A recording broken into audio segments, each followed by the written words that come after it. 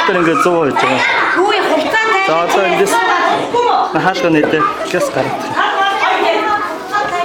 За одоо яг ингээд коридорт гарч ирлээ. За энд харж байгаарай. Яг хаалганы цаанчил юм болчих шүү дээ. Одоо энэс илүү баталгааж идэх юм байхгүй.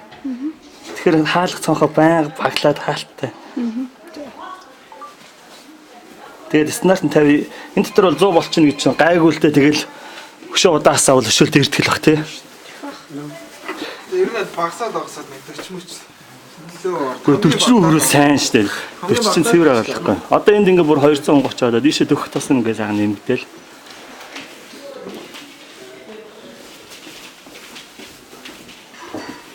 Намтрах мэн.